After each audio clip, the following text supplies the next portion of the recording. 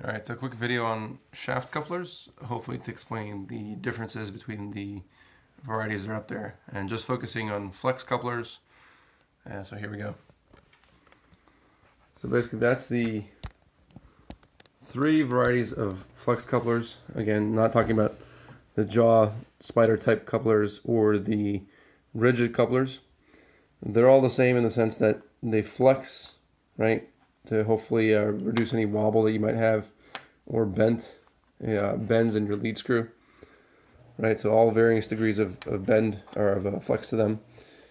You can see they all look somewhat similar, except this left one, the right one here, all roughly about the same price. Look similar from the side, somewhat similar from the top, but really there's a couple key differences we'll talk to. So the one on the right here is garbage.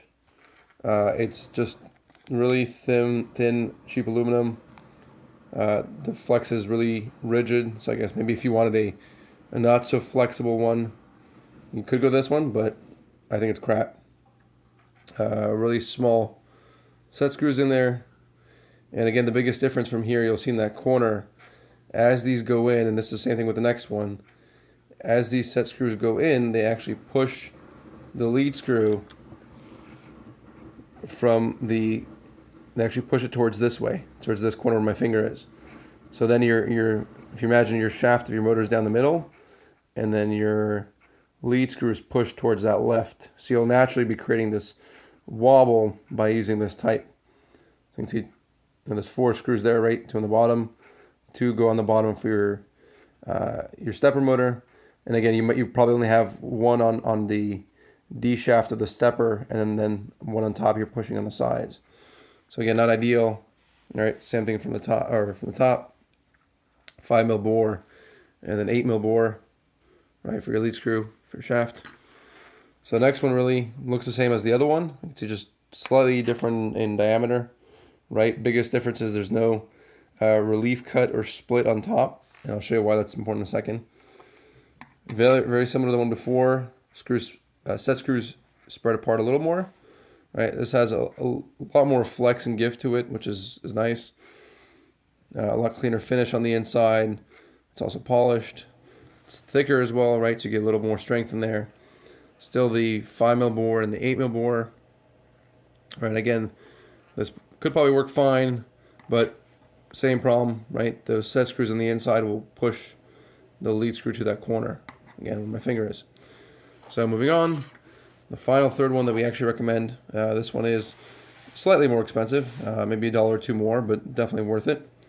You can see the difference here is that what you can do when you put this on, actually let me walk through it. So you got 2 set screws there, right? And then you got 2 countersunk screws there. You then have this relief cut on top. So you can't really, you can squeeze a little bit, but it's hard, right? It's still got a good flex to it. Not quite as flexible as this one before, but not quite as rigid as a rigid coupler. So still some good movement to it.